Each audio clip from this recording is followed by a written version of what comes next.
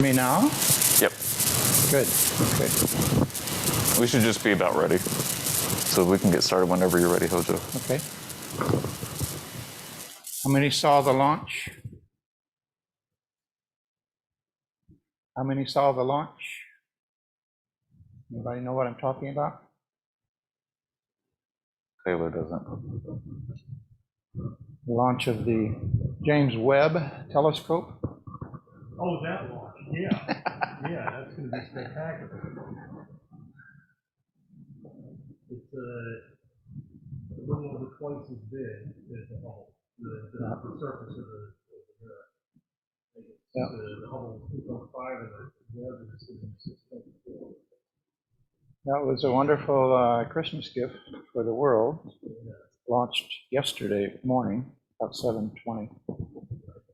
And anybody see the movie Don't Look Up? Yeah, I watched it the same day.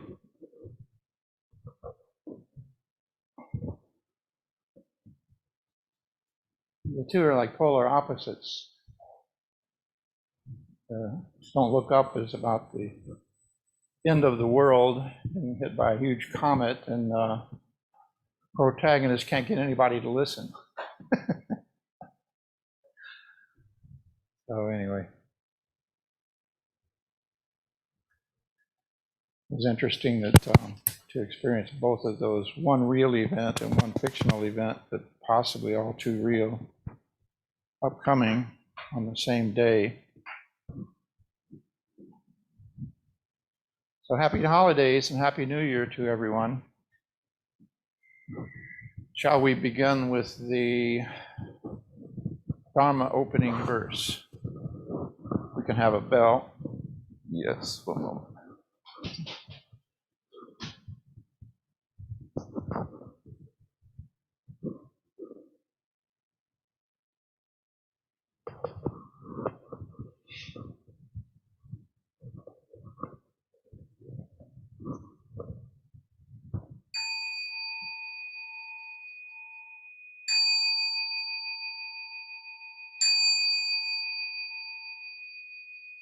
The unsurpassed, profound, and wondrous Dharma is rarely met with, even in 100,000 million kalpas.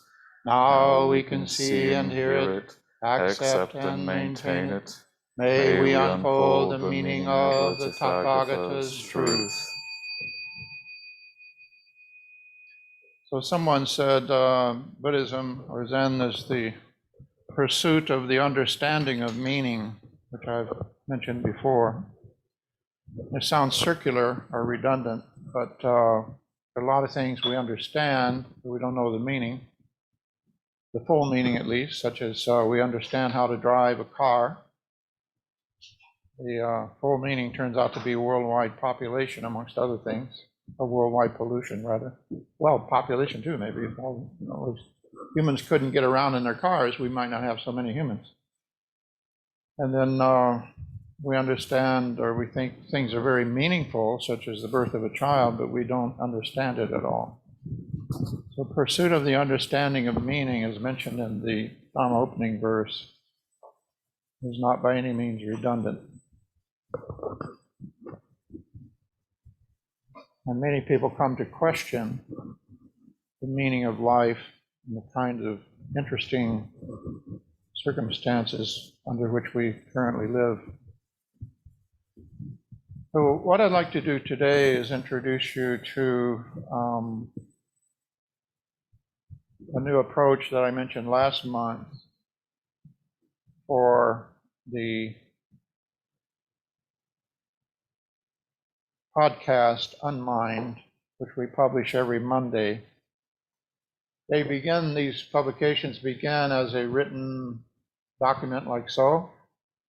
Those of you who were here last month heard me sort of improvise around this idea of the intersection of design thinking and Zen. Design training is my professional background, and Zen training is very similar in many ways. So both focus a great deal on method. Master Dogen called Zazen this excellent method that we transmit to future generations. And frankly, it's the main thing that we transmit. Method is something that you can teach and that people can learn. Zen is said to be unteachable, although it may not be unlearnable. So a little bit on method here. In those of you who are interested in writing, and some of you online, in my online dialogues, have been expressing an interest in writing. And if you haven't done writing before, this is an example of one method.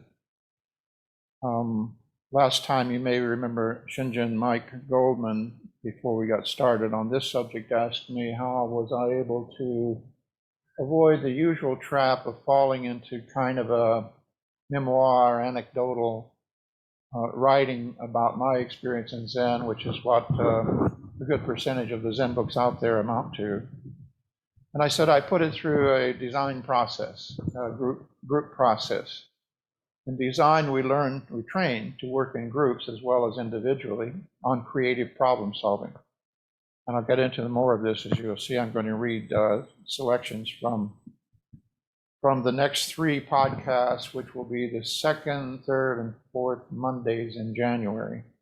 The first Monday will be wrapping up Matsuoka Roshi's teaching on Jnana, which are the way amongst the ways that I think we may have discussed briefly.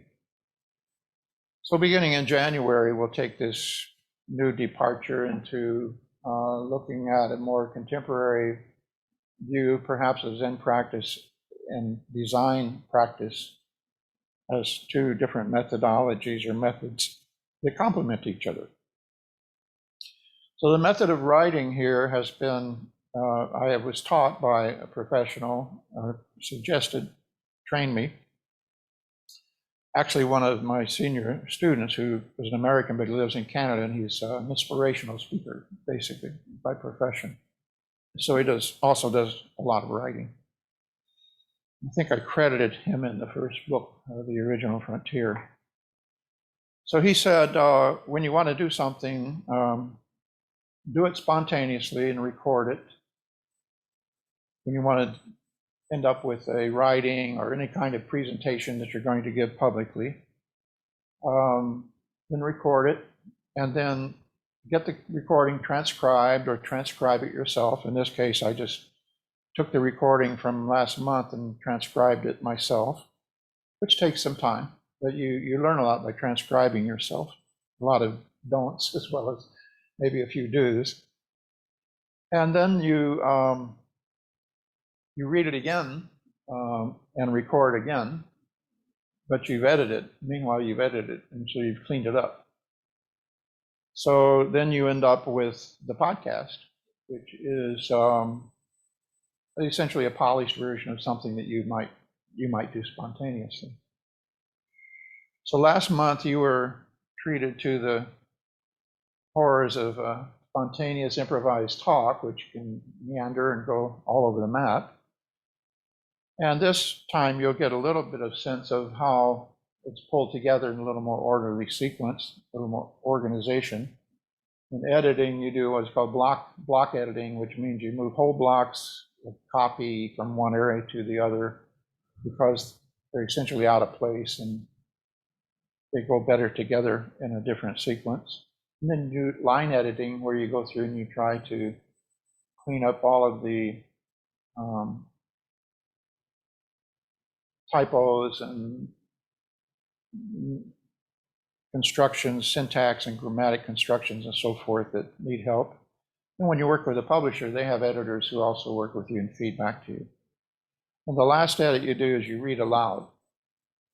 And you can also record that if you want to go to the trouble. You can record that and play it back to you. But simply reading aloud helps you find all the clunkers in the sentences that you've constructed, and they're almost tongue twisters, almost impossible to read. And that comes in handy when you're doing the audio book, which I've started, the audio book on the Original Frontier, with a local recording outfit, who happens to be a computer genius. The guy does all of our personal computer work, and he lives not far from us, or his shop is not far from us, and he has a sound studio as well. So anyway, that's kind of an overview of the method of writing in a professional sense for publication. And of course, it varies all over the map. There are whole libraries of books on writing now. So let me read briefly from this. Each one of these, as you know, and let's use this as a little bit of a teaser. I hope you follow up in January and actually listen to the podcast. And then if you have any questions, of course, comments today or even when they're published, you can always get back with me online to ask questions. So this is starting out, Zen and Design, and I always append a little haiku poem, a 5-7-5 poem at the beginning. So this one is called Skillful Means. What is the problem? Buddha defined it as dukkha. I say upaya. We launched the Unmind podcast the third trimester of 2020 in the depths of the COVID-19 pandemic. Running through the end of 2021, they featured various individual episodes and series of commentaries on selected historical teachings of Zen Buddhism from India, China, and Japan. We wrapped up with Matsuoka Roshi's excellent overview on finding your way amongst the Zen ways, Jnanayana, from Mokurai, the collection of his later talks from the 1970s and 80s. A most appropriate conclusion to the year as he compares and contrasts various Zen approaches, recommending Soto Zen as the upaya, or skillful means, of our times. Of course, Sensei was somewhat biased in this regard, but he had an informed grasp of Rinzai and other Zen pedagogies on offer in Japan, as well as in the West.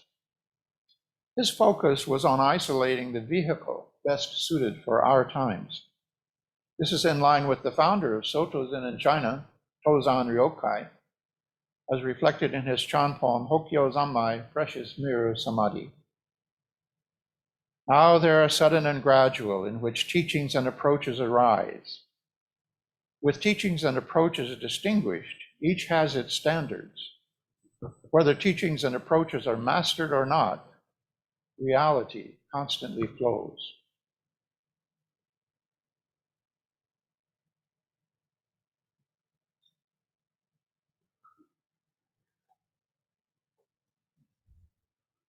The operative phrase here is that last, reality constantly flows.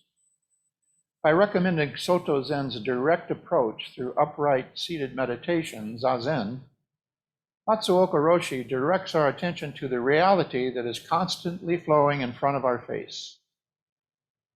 However diverse the choices served up on the spiritual smorgasbord of modern meditation in America, and however interesting the times in which we live, Zazen is the most skillful means for dealing with the real koan presented by everyday life. When we consider Zen's central focus on Zazen rather than, say, the koan practice of the Rinzai approach, we can evaluate it scientifically as a method. But like aerobics or calisthenics, we have to experience Zen meditation directly in order to clearly understand and appreciate how it works. Simply sitting still enough for long enough that the effects of Zazen begin to set in place, whether sudden or gradual, short or long term, is irreducibly simple. But Zazen entails some complexity on both personal and social levels.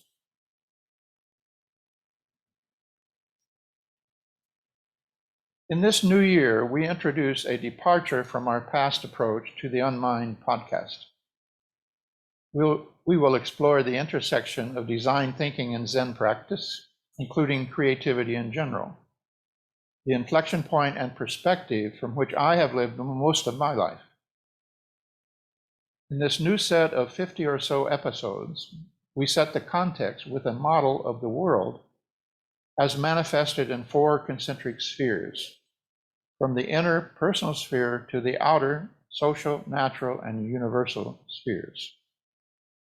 Reality is constantly flowing in and through the interfaces of all 4 as interactive spheres of influence. The podcast will include illustrations such as this 4-sphere model that you've already seen. If you haven't seen it, you would like a copy, send me a note. Meditation is located in the inmost sphere, our personal, intimate bubble. Here we find the posture, breath, and attention of Zazen in ASZC's tripartite breakdown. Likewise, you can locate the other dimensions of the Eightfold Path within each of these spheres, some crossing the boundaries between. The 3 actions of Buddhism are said to be of body, mouth, and mind, bridging the personal and social, with some effect in the world of nature. So design and Zen both go beyond their popular misconceptions. Skipping to the end here now. This is the end of the first podcast. Design is often related, or relegated rather, to interior design as dealing only with surface appearance, merely manipulating decorative materials, form and color to achieve a more pleasing aesthetic effect, basically superficial. But like Zen, design as a way of engaging reality goes deeper. It penetrates to the level of functionality, the essential underlying activity. Form follows function is a precept of design, akin to Master Dogen's principle of Zenki, total function. Comparing design thinking with Zen's non-thinking, a host of congruent concepts, parallel processes, and shared values become startlingly obvious. Beginning with intensive personal investigation of media and materials, whether inborn as body and mind in Zen, or those of the external world in design, the scope of application and resultant sphere of influence in each area naturally expands over time. Our Buckminster Fuller, an exemplar and mentor to several generations of design professionals, called his process comprehensive anticipatory design science. His work influenced broad segments of society with unique contributions to the educational and architectural fields, to the mathematics of engineering, characterized by his iconic domes, including early design programs targeting the stewardship of global resources. His disciples are continuing these traditions today. Both Zen and design disciplines entail individual effort as well as group collaboration. Designing and redesigning the most efficacious process in each requires experimentation and creativity. We will continue this line of thinking in the next episode. Meanwhile, look at what Buddha did. What problem did Buddha solve, would you say, or what problem did he define? So let's leave it at there for the first one and see if there are any comments or questions. Those of you who are online, please turn on your camera so you can see you raise your hand. Or I guess you can actually raise your mechanical hand without turning on your camera. But we'd love to see your smiling face.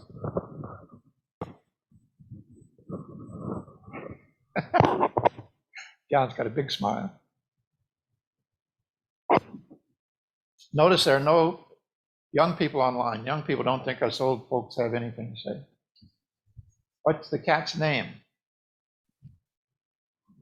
You're on mute, Bill. Mute.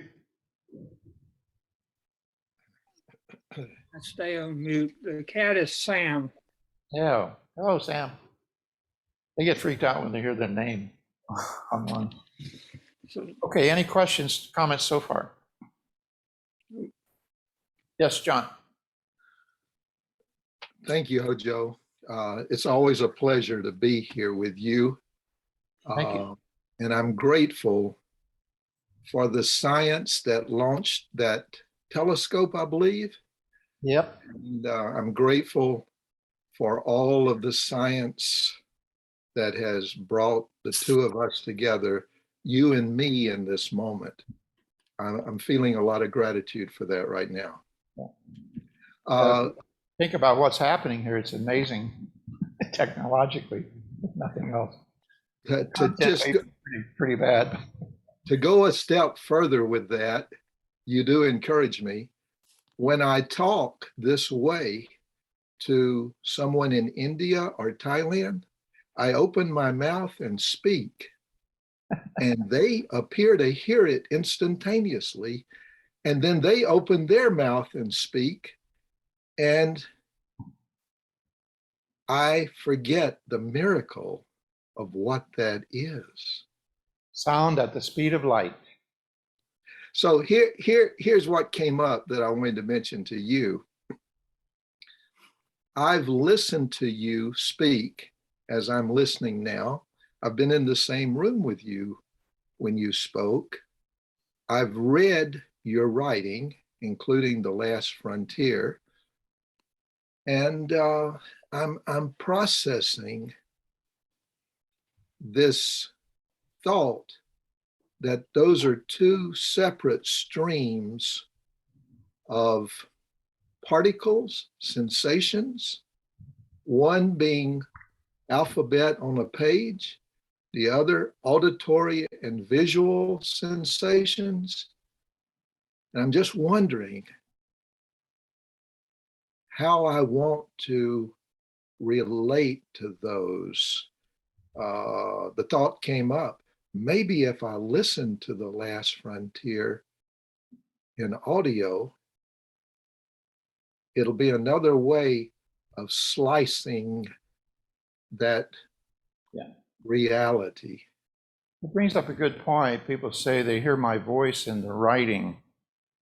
And I noticed that with certain people online. It sounds as if they're talking to you when you read what they do in email. And that's, in the beginning, that was, I got into several flame wars, as I'm sure many of you may have, where what the person was saying seemed like it was being very insulting or starting an argument, and you had to respond. So I had some people actually train me about how to try to achieve tone in online email. It's not easy, but you have to put in the smiley faces, and you have to,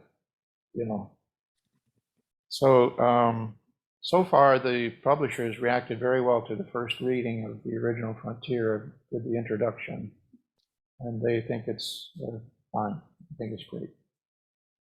I have no idea when it'll be coming out. Anybody else? How about in the room? Taylor? Jin? Joseph? Were you finished there, John? Yes. And pardon me, I said The Last Frontier.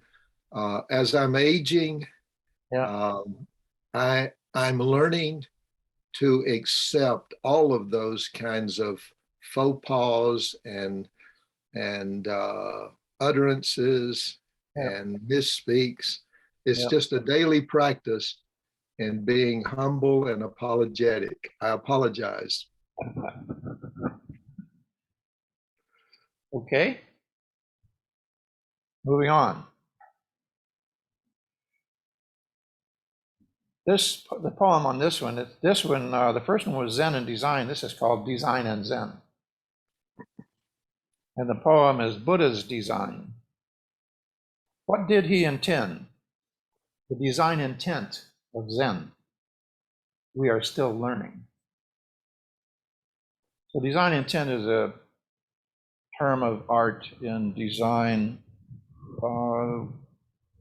We often, with a client, we will say, and I'm not reading now, by the way, we'll often say, we want to control the design intent of the project. And it's similar when I work with a marketing group. Sometimes when I did, I don't any longer work this way. We would bring the voice of the customer to the, say, the signing system of of a retail store, which are probably all going out of business thanks to online. And we told them they probably would be. So there, we said we want to control the content of the messaging. We didn't want anybody else in any other department to be dictating the content, including the buyers and all of that. Those of you who worked within any corporation know you have all these departments and types and processes to deal with, and personalities and egos. So design intent is a biggie in the design world. And think of the design intent of Buddhism. What was Buddha's design intent? What did he intend to have happen? So in the last episode of Unmind, we closed with comments that Zen and design both entail individual effort as well as group collaboration, and that designing the most efficacious processes in each requires experimentation and creativity. We will continue this line of thinking in this episode around design and Zen. We also suggested taking another look at what Buddha did from this perspective. What problem did Buddha solve, would you say, or what problem did he define? Shinzen Sensei, a senior teacher at Atlanta Soto Zen Center, responded, well, the problem started when he was still living at home at the palace. He left the palace and saw a sick person, a corpse, a mendicant monk, and an old person, and that started the problem. Why do we have to go through this at all? What's the point, if that's how we are going to wind up? That was the problem that was put in front of him. We are taught that his solution was essentially the Four Noble Truths, the lecture that he gave at Deer Park. So, yes, according to tradition, he defined the problem as, quote, suffering. But the problem of what? I don't think a client came to him and said, I've got this problem I want you to solve, right? He defined the problem according to the way it is interpreted, and I have some pushback on this, as suffering. The problem of what is suffering? What would you fill in the blank with there? And Shinzen again offered, I would say the problem of existence is suffering, commented Sensei. So the problem of existence is suffering. Then we can deconstruct this statement, taking the last word suffering, and ask, what did the Sanskrit dukkha really mean?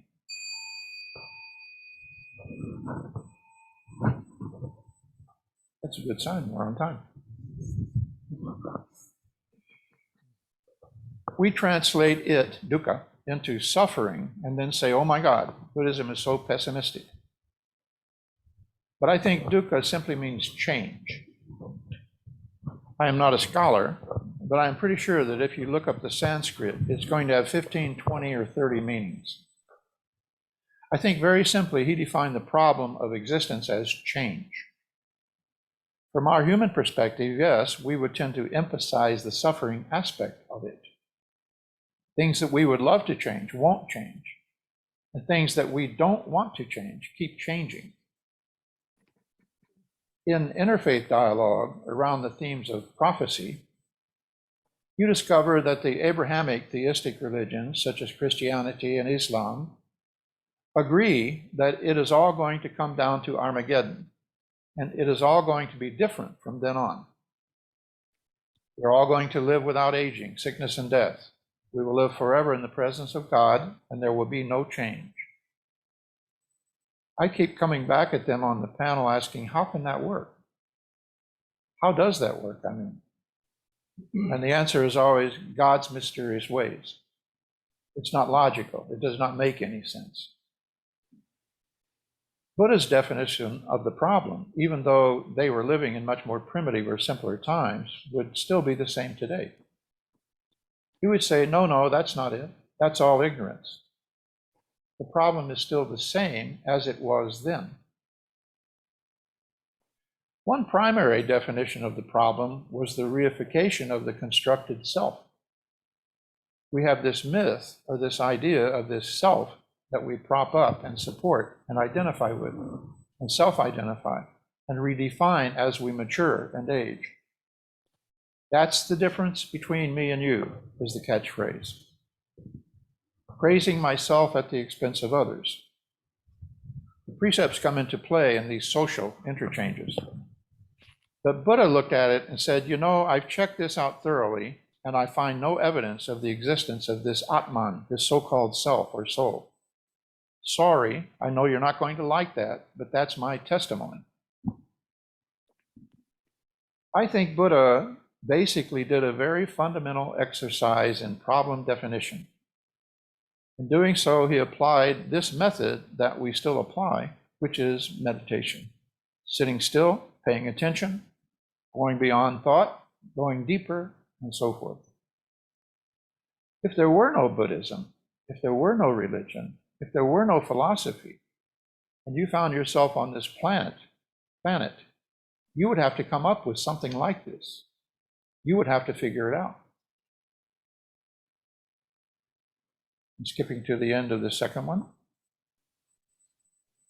You can be creative in how you approach everything or anything. Somebody had to make this Zen thing up at some point in time, after all.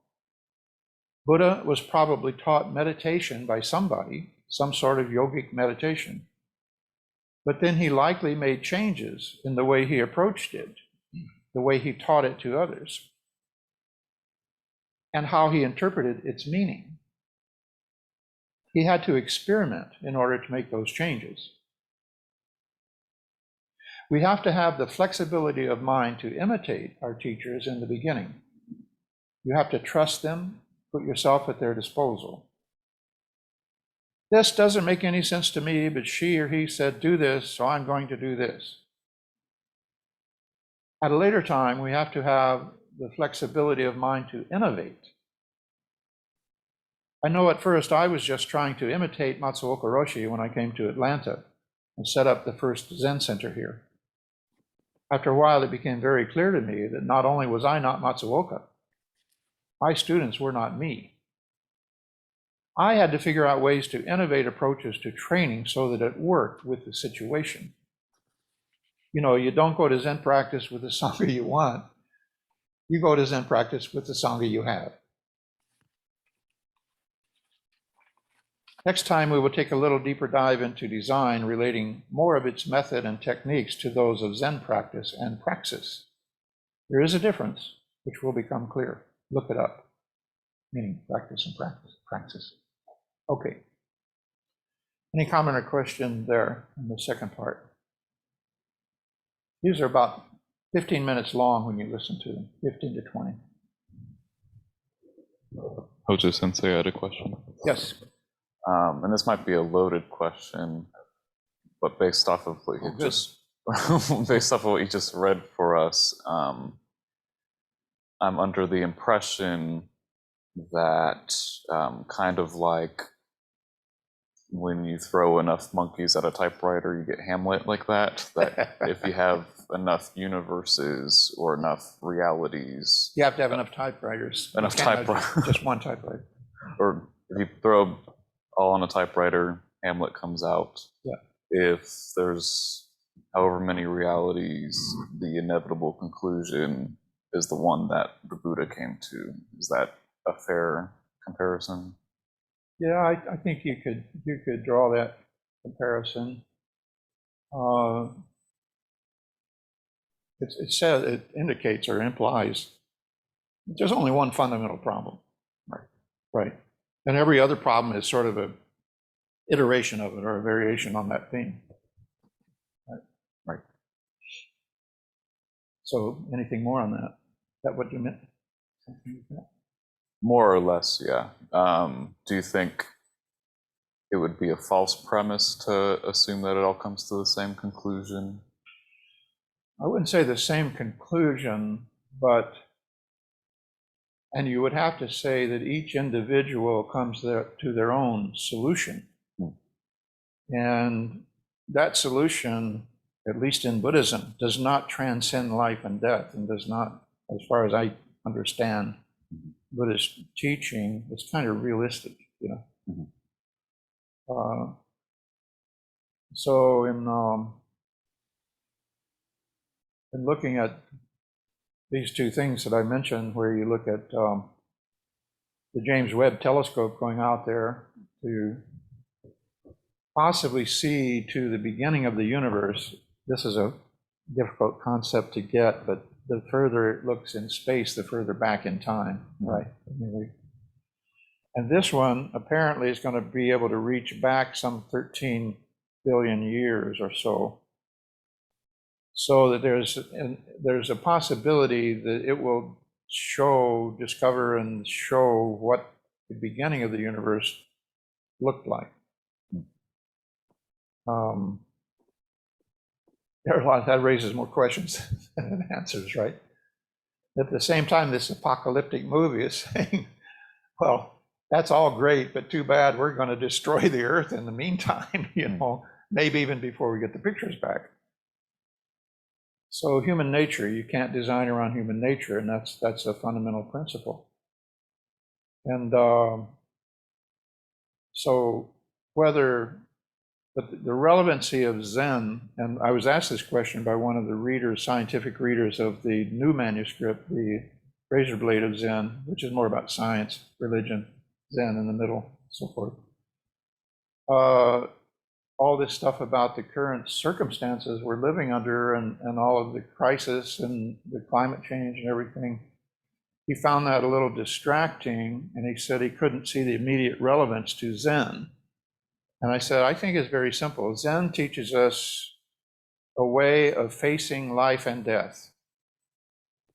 And whether we are all killed in a catastrophic, you know, apocalyptic destruction of the whole planet, or if we just kill each other off by polluting the environment and so forth, and something survives, whether no life survives, whether some kind of life survives, we still individually face life and death.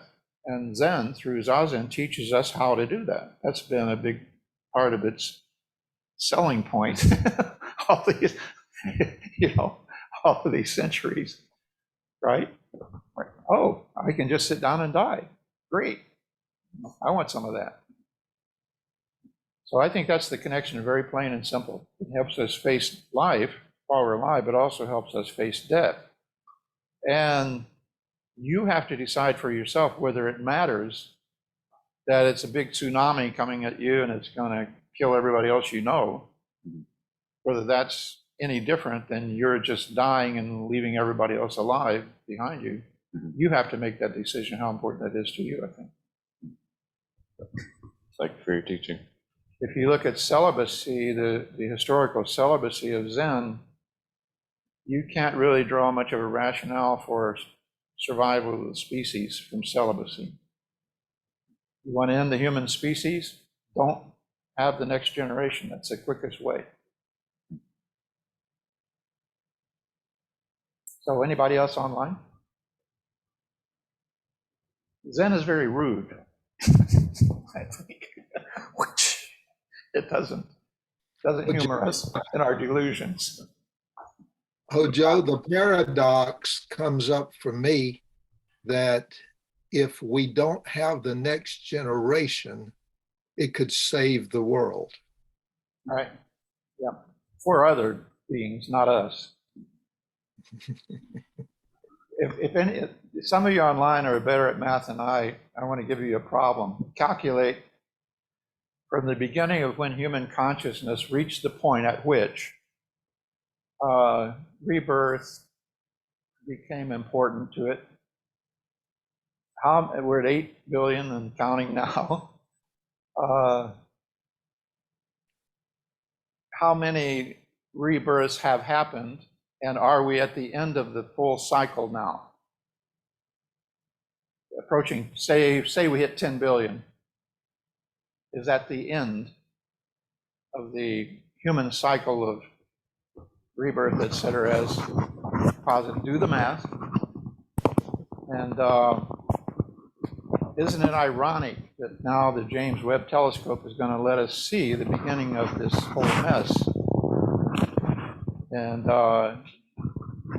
coincidence? I don't think so.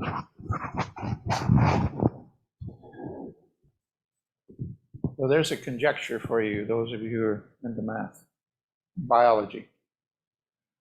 I would posit that we could say the beginning of human consciousness as we understand it to be kind of the breaking point between what was truly human and what was actually very intelligent. Just a sec. Can you hear him? Everybody hear him? Yes. Can you hear him, Bill Mayhew? Good. Okay.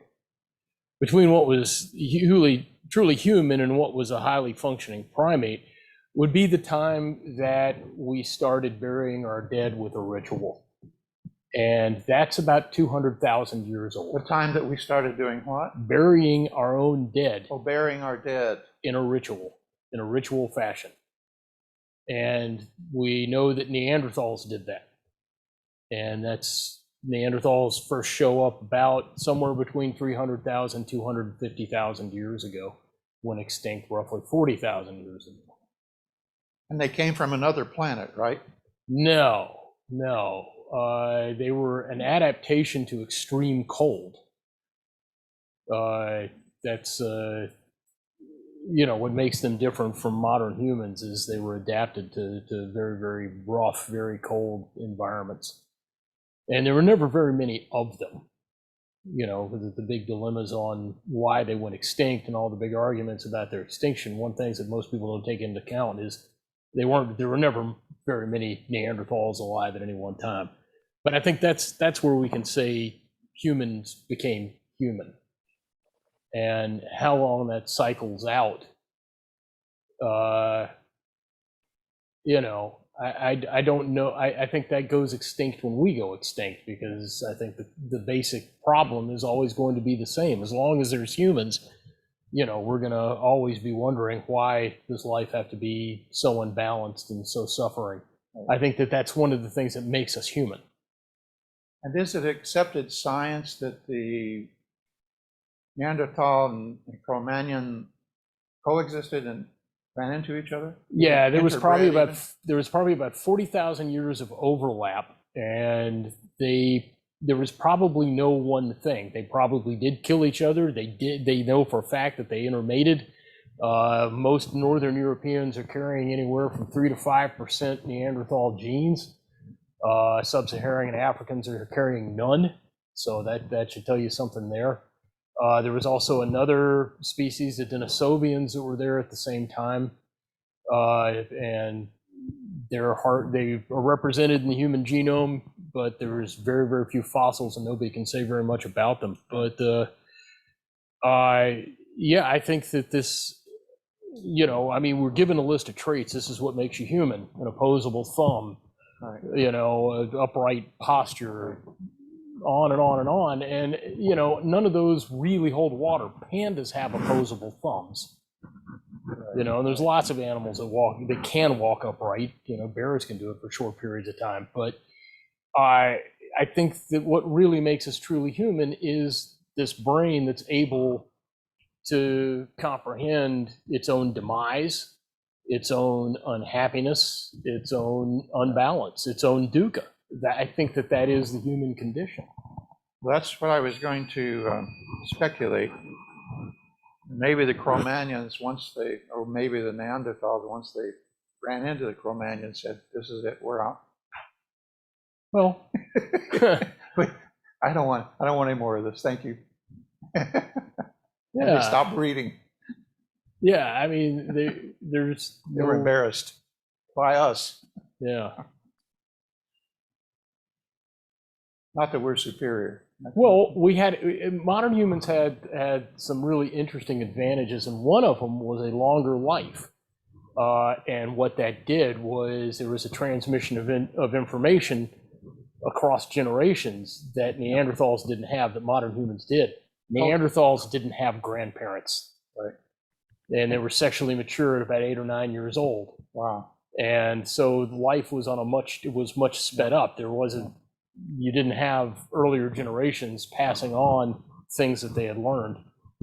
Cultural Evolution was published a book a few years ago where he was making the case that the predominance of humanity is really owing to cultural evolution. Well, you can teach your son to build a kayak and he can make an improvement, and that can be handed on. Yeah. Okay, good. Anything else on that? Adrian, you want to tune in, chime in? Probably have something to say about the math, biology. I do need to point out that the web is not going to look at the beginning of the universe. It can look far back in time, but not to the beginning. Okay, so quit saying that. Okay, I'll quit saying that. It's going to look at, well, how would you say it? It may be able to look within about 100,000 years of the beginning of the universe. But Okay. before that, everything was completely opaque. So it's going to look at the time when God sort of turned his back and went on to other things. Ouch. No. Okay. That's an Olaf Stapleton theme, by the way. If you read Olaf Stapleton, To the End of Time, he was a science fiction writer in the early 1900s. Worth looking up. Okay. So we're on the last segment, the third segment, which will be, I think, the last week, fourth Monday, January. Last time, we promised to take a deeper dive into design, relating more of its method and techniques to those of Zen practice and praxis. The last play on similar sounding words was not intended exactly as a cliffhanger, but if you do not look them up, the latter has a technical meaning of being practice as distinguished from theory, that's praxis, as well as, quote, an accepted practice or custom. A very brief definition, dictionary definition of a seldom used word, praxis. The entry for the former, more ubiquitous term goes on for a page or so, summarized as the actual application or use of an idea, belief, or method, as opposed to theories, or, quote, the customary, habitual, or expected procedure or way of doing of something, or, quote, repeated exercise in or performance of an activity or skill so as to acquire or maintain proficiency in it. The three sets of examples cited are respectively teaching, self-defense training and medical practice, current nursing and child rearing practices, language fluency, and daily choir practices. So it covers the waterfront, and this is only the noun form. Here we get a clue as to the duality of comparing Zen and design as practice as opposed to theory. In Zen, this would correlate to the actual practice of Buddha Dharma in Zazen, as opposed to studying it in the written record, sutras and shastras, or commentaries, such as this one. Broadly speaking, the same bifurcation will apply to any selected area of endeavor. Training, broadly interpreted, shares much of the same dynamic. In the applied art or science of design, the documentation is largely visual, not verbal, but its relationship to the application is similar. Past is largely prologue to future design innovation. We have to have the flexibility of mind to imitate our teachers in the beginning. Okay. So, similarly, in professional design companies in particular, the harmony of the group effects, and in worst case or best case scenarios, largely determines the outcome of the project. Personalities can get in the way of the process, but well-designed processes can compensate for personalities. There's no way to design around human nature, either in Zen or design. It has to be taken into consideration. Of course, every profession in some sense entails problem solving of some kind, but design is focused like a laser on the issue of how to solve problems. Design studies include methodology, the study and assessment of methods themselves. We think of design as primarily a problem-solving profession, usually addressing problems as defined by clients. There is a syndrome called leaping to a solution, Clients often want to just sort of spit out the final idea, fully formed. Clients are often part of the problem. Design clients bring you all kinds of problems, usually within the specialty that your branding suggests. And by branding there, I just mean graphic design, product design, so forth. But everything is subject to redesign. I can design furniture, I can design graphics, I can design clothes, I can design my life. That you can design or redesign anything can get to be a life design issue. They say that if you have a hammer, every problem looks like a nail. The social dimension of this is captured in the meme about Japanese culture. The nail that stands out will be hammered down. If you are a designer, everything looks like it needs to be redesigned. You can waste a lot of time on things you had no business trying to redesign, for which the return is not worth it. You can leave most of that to others. Cleaning period at the Zen temple, soji in Japanese, can be frustrating because it is often cut short after only 15 or 20 minutes, which does not allow you to complete your task. You have to learn to leave it to others or to get back to it later. No task or project is ever completely finished. Here comes another, was the old Zen man's reply when the young monk asked why, at his age, he was still out there sweeping leaves. Problems, however you identify and define them, are part of a continuum, but they don't fix themselves. They just keep coming. One of the precepts of professional design is that a problem must be defined as thoroughly as possible in order to determine the best solution. Definition is the crucial, true antecedent to solution, as in critical path management. The theory holds that if you thoroughly define the problem, then the most elegant and efficacious solution is likely to be inherent, even obvious, in the definition. In design groups, a lot of time is spent defining problems rather than spitballing solutions. In many cases, the process ends up redefining the client's perceived problem. In any endeavor, even professionals develop tunnel vision. Zen is similar in that its approach is refined to meet the needs and context of each new generation, like new clients sharing similar needs.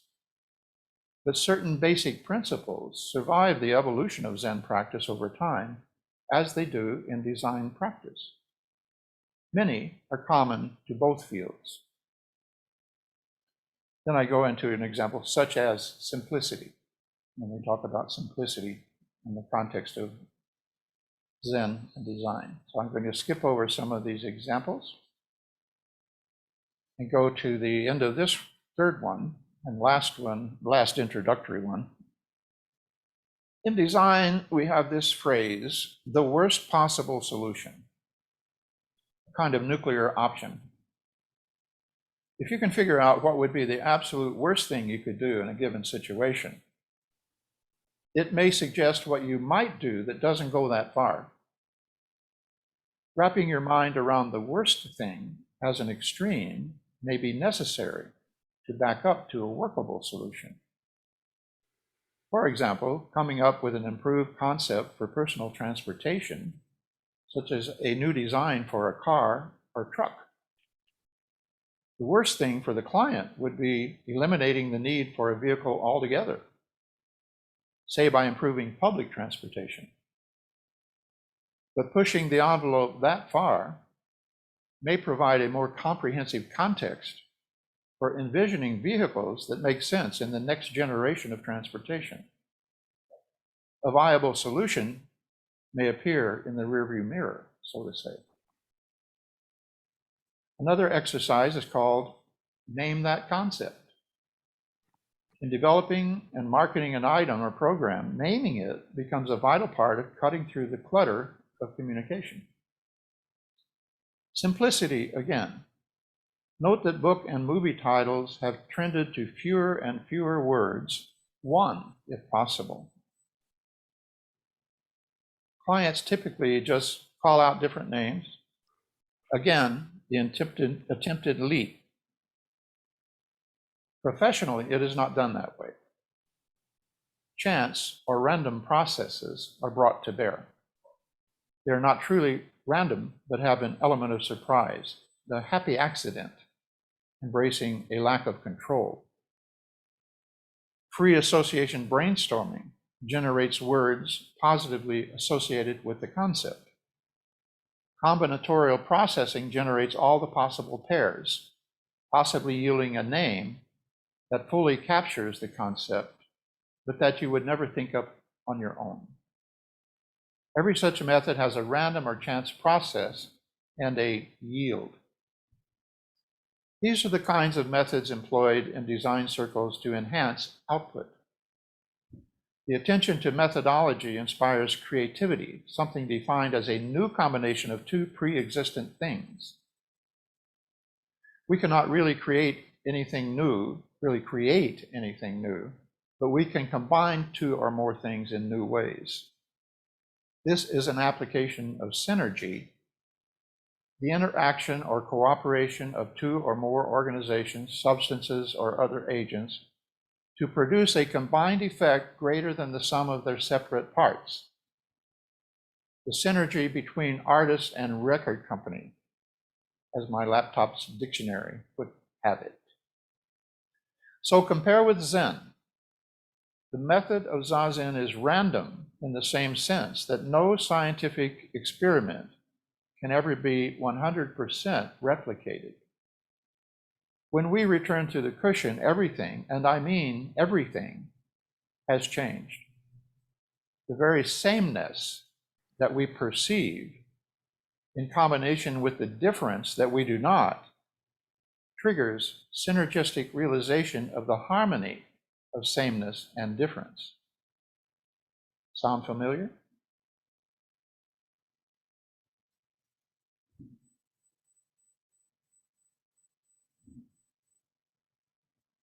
Okay. Put John in a trance. Perfect timing. We have what, 15 minutes? Yep. So I would like your input, assessment, comments on how do you feel about this approach? Its potential value to the reader, listener,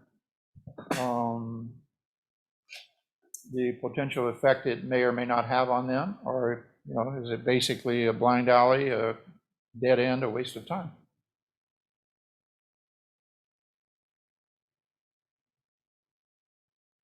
Ocho, Yes. I have feedback. I do greatly appreciate the analogy that was stated regarding public transportation. Since graduating college, I've found myself to be like a hobby urbanist and all that, and it's easy for us to say in Atlanta, like Atlanta traffic sucks. Yep. And jumping to a conclusion would be, well, we need more lanes on the highway or something like that. Whereas if you think deeper and deeper, it's, well, the design of the city is really crap and is very, vertical. And I think bringing that thought processes into practice is very beneficial. And I think I've subtly been doing that. I guess I just haven't been putting that label on there, but redefining the problem through the definition of what the problem is, instead of saying the problem is traffic sucks, or instead it's really the problem is the city is poorly designed, or even further, and you can go redefine and get closer to a more accurate portrayal of the situation. So I do greatly enjoy how you laid that out. Good. I think bringing it back, and maybe the illustration of the four spheres is important in each of these. So far, it's only shown in the first one. It may hang in there for all of them.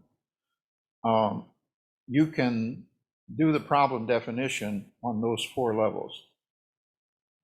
So you can say, what is my personal definition of the problem of transportation for me, right?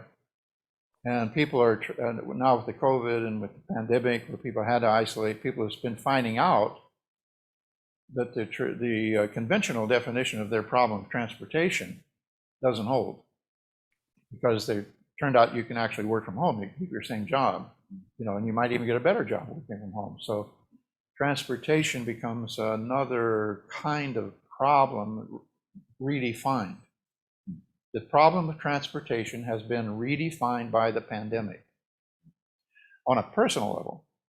And on a societal level, when you move out to the societal, and the example I gave was a personal car, truck, and you get out there and drive on the expressway with everybody else, and yeah, you want to have enough lanes, you want to have the expressways kept up, and taxes pay for their upkeep. But if you don't need a personal car, and you can get around wherever you want to go on public transportation, suddenly there's a societal solution to the definition of personal transportation. So I think by using the four-sphere model, you can say, well, okay, how does that work in the natural world? What are we doing to the environment? And I think as you go further out to the universal, it's like, diminishing to zero is your impact on the galaxy. Diminishing to zero is our impact on the incoming comet, right? And so forth. But in the natural world, we can have positive or negative effect to a certain extent. And that what we're seeing now, I think, writ large, is the tragedy of the commons. Everybody benefits from being able to fly to see grandma over Christmas, right? Individually. But look what it does to the shared commonality. It spreads the COVID. It burns gasoline or whatever, jet fuel, et cetera, et cetera. So if you just look at the tragedy of the commons, I think everybody on board here knows that story. It's decisions based on only the personal sphere, right? To some degree, the social, because of my family, I need to go see my grandma, but as you extend further out into the social sphere, it becomes less and less relevant what the hell you want to do for your family, if it's impacting everybody's life in an extremely negative way. So I think those models, the incoming from the universal in, that's the comet coming, right?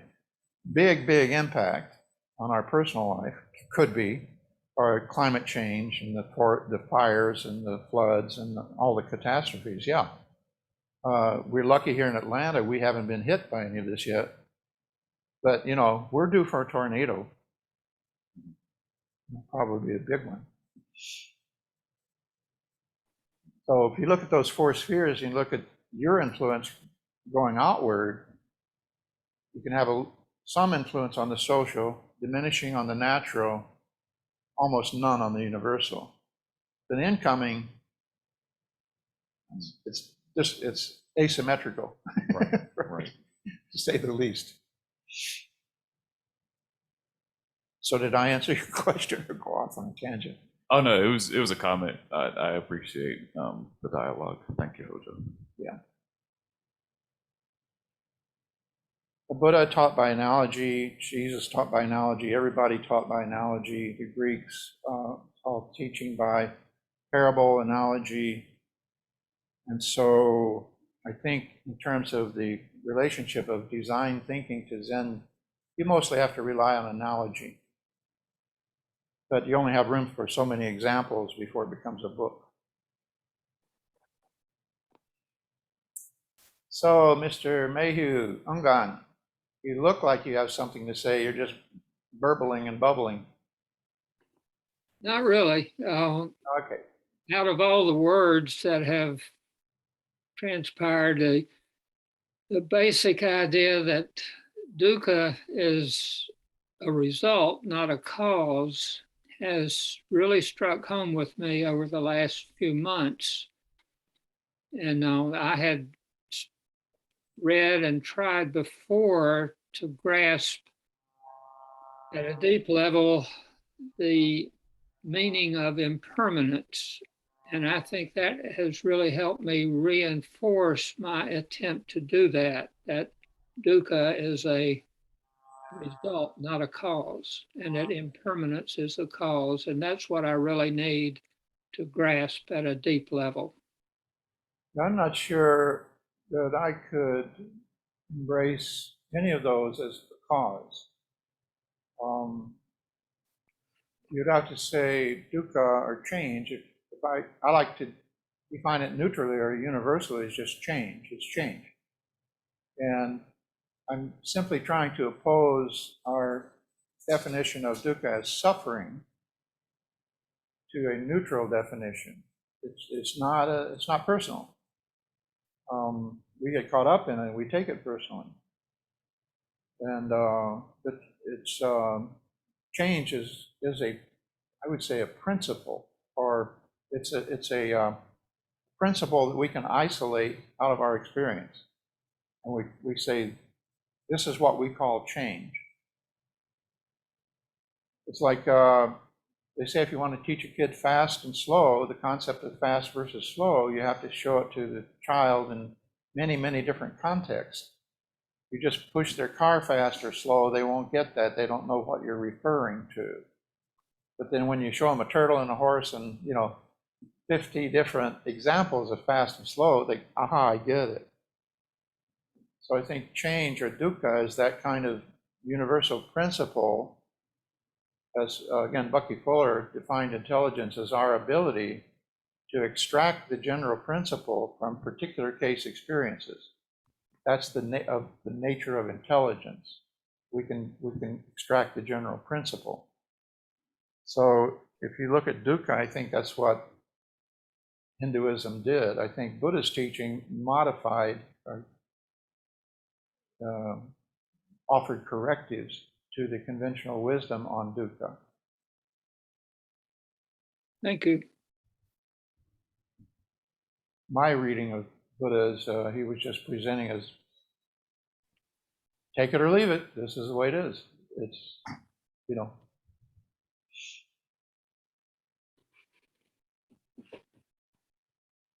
So the relationship of impermanence to change, I'm not sure you can establish a cause-effect relationship.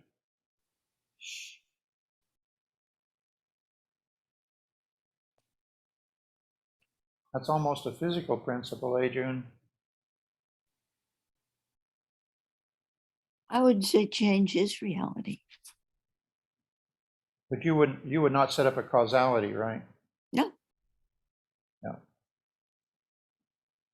Okay, well, let's go around the room. Shinjin, anything else?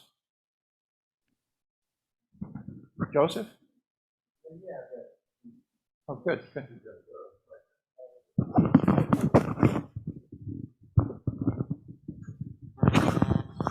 This is it. Hold it here. Yeah, two comments on design. And I heard an interview with Elon Musk a couple of days ago, and someone asked him that question about him designing a new candy, which I'd never heard about. A new what? Candy? Oh, candy. Yeah. Between Tesla and rockets and chips that download your consciousness, he's designing candy. And he said that he actually was interested in designing a new type of candy, but he had candy sent to him from all over the world, and he realized that though he could improve it, he couldn't improve it dramatically enough to warrant the effort to do it. So I think it relates to what you're saying, like you want to redesign everything, and right. Imagine you're Elon Musk, it seems like you have unlimited resources, but even Elon Musk doesn't have unlimited time, right? Either in a day or in a lifetime. So that's stepping away from things that don't give big returns. And then I was listening to another entrepreneurial podcast, and I can't remember who. The gentleman was saying, unless you can create something that's 10 times better than the existing product, it won't work. Even if it's you can demonstrate it's twice as good or 3 times as good or it's 5 times as good as a scientific fact. The existing distribution system and Google and Amazon, all that stuff, you can't overcome all that unless your product is at least 10 times better, which I never thought about because I've designed a lot of products that are twice as good and nothing happens with them. You think it would be obvious, but there's kind of these embedded structures that have been there sometimes for hundreds of years that you have to work against. So I really enjoyed your talk. I think maybe if you could bring in like kind of real world examples, what's happening now, because really now a lot of people are trying to redesign the culture, everything from gender relationships to finance to transportation to health. It seems like everyone's trying to deconstruct it and redesign it with varying results. So I think it's really a ripe time to look at that from Buddhist perspective. The main thrust of this is still going to be the promotion of Zazen as the kind of central method, by which you can come to terms with these things yourself. And it's central to creativity and so forth. But a couple of things on what you're bringing up, and Corolla can correct me on the actual quote. Something like the world-class scientist, the difference between a world-class scientist and a mediocre scientist, if there is such a thing, is the world-class scientist recognizes the utility of a line of endeavor sooner and shifts direction, goes on to something that has more potential. And that the world-class scientists, the difference is the questions that they ask. But I've also heard in material circles of production, marketing, and successful ventures like that, that the quality of the product that you're marketing and its advantage over others, there's a FAB triangle that's used. It's feature, advantage, benefit, where engineers know all about the features, and they can talk to you all day long about all the features of the product. But if you can't translate those into advantages over existing products, which is what you're talking about, 10 times better, and finally, benefit, the benefit to the customer is what has to be advertised. That's the message.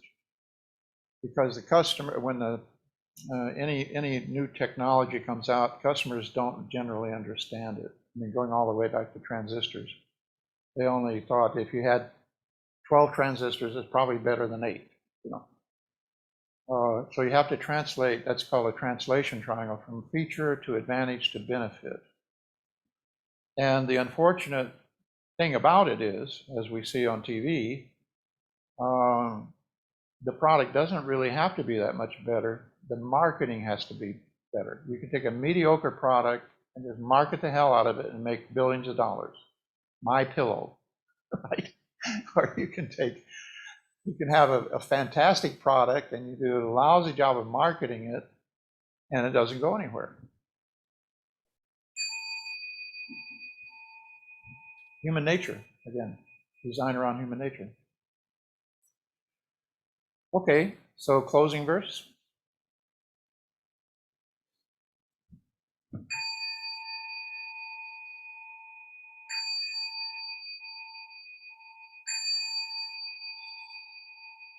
Beings are numberless, I vow to free them. Illusions are inexhaustible, I vow to end them. Karmic gates are boundless, I vow to enter them. The Buddha way is possible, I vow to realize it. Beings are numberless, I vow to free them. Illusions are inexhaustible. I vow to end them. Dharma gates are boundless. I vow to enter them. The Buddha way is unsurpassable. I vow to realize beings are numberless. I vow to free them. Illusions are inexhaustible. I vow to end them. Dharma gates are boundless. I vow to enter them. The Buddha way is unsurpassable. I vow to realize it. So thank you for your patience in listening. Remember all the stuff April says at the end of the talk? I can't remember any of it. Remember Dana, donations, Yeah, all that stuff. all that stuff. Do your best. And remember, we couldn't ask for a better product than Zen. We couldn't ask for a better brand than Zen. The only problem with it is our marketing of it. Gosh, everybody, thank y'all for being here. See you next week.